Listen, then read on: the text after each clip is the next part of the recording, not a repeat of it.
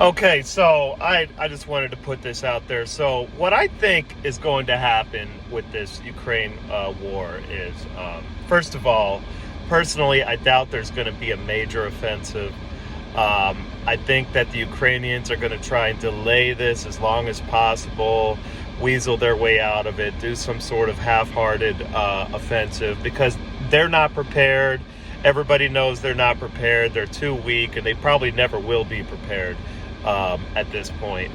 Their military is falling apart. It's what it seems like to me.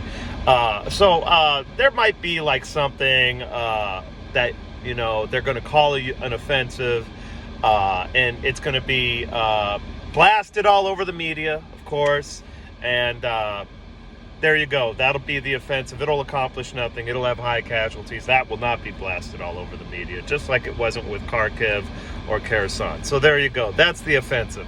Next thing. So there's different viewpoints on what the Russians are going to do. A lot of people want to see a huge offensive. Like a lot of pro-Russian people want to see Russia just steamroll over the Ukrainians all the way to the Dnieper, all the way to the Polish border. That's what they want to see. They want to see World War II type shit, and that I don't think that's going to happen. What I think is going to happen is that Russia is going to continue, and this is according to Alexander Mercurius was talking about some people within Russia, some people within the military of Russia that were alluding to this. Based on what's happened so far, what we know what's happened so far is the Russians have very slowly and incrementally moved forward, minimizing their casualties with great success, and maximizing the casualties of the Ukrainians, which is why basically they're falling apart. They're grabbing teenagers and women and old men off the street, sending them to the front line with no training. Basically, there's very little army left of Ukraine, as far as I could tell. I mean, I'm sure there's some units out there that they can bring to the fore, and there's still units that could still do some damage. But as far as the Ukrainian army having any chance of regaining significant territory for any period of time, I don't see it happening. People in the United States have been saying that quietly, and it seems like, as I mentioned, Ukraine is kind of like wishy-washy on whether they want to do this offensive or not. So that's that. Let me get that out of the way for good now. So the Russians are going to continue to slowly, incrementally advance, and what that means is the Ukrainians are going to have to defend every parcel of territory, okay, as much as they can, which means they're going to take even more casualties, okay? They will not be able to fall back because politically and in terms of the media narrative, they're trapped in their own media narratives that they've created, okay? They're trapped in their own PR machine that they've been using. They have to fight tooth and nail for every single piece of territory. Okay, falling back would be a political disaster for the people in Kyiv. Okay, so what the Russians are going to do is very slowly and incrementally continue to advance. They're going to prolong this war as long as possible because as it stands, with Russian public support for this war still at all-time highs, with no indication that the Russians can't continue this into the indefinite future at the rate they're going. There's no indication of that.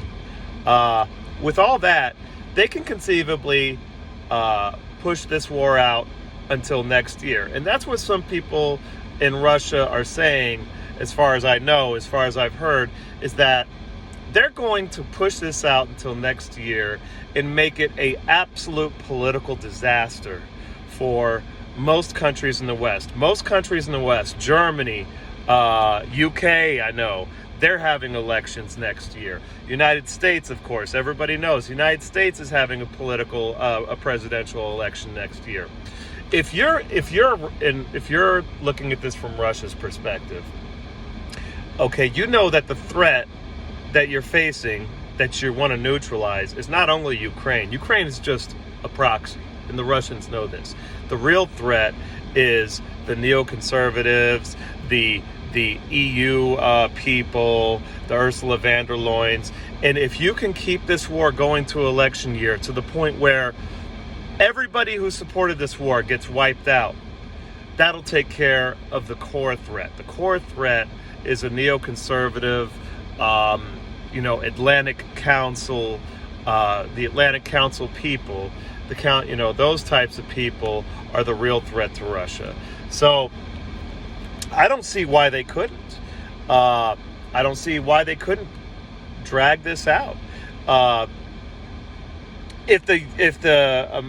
I don't think that there's anything that Western leaders can do to alleviate that situation.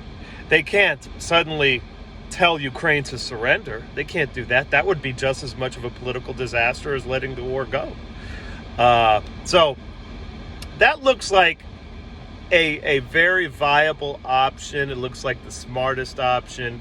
It looks like the one option that's going to take care of everything. Because if they defeat Ukraine now or this year, sure, they've taken care of the Ukraine proxy, but you still have the neoconservatives running D.C. and London and Brussels.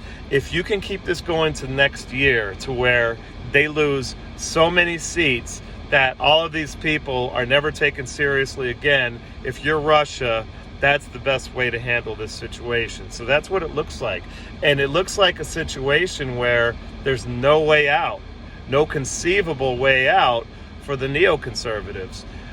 So that's where I'm at. Of course, this is not, just so I'm not plagiarizing, this is based on what I'm hearing from a lot of other people. This is not my original idea. Alexander Mercurius was talking about it.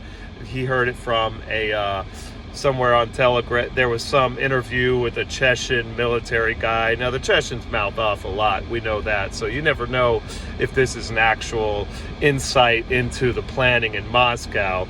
But I think that is, if that's what they were trying to do, it's pretty brilliant, actually. And other than escalating the war to a full-scale hot war, which would also be a political disaster for NATO, I don't think there's anything that they can do. I think they're trapped in their own BS, in their own public relations nonsense, in their own propaganda. They're trapped.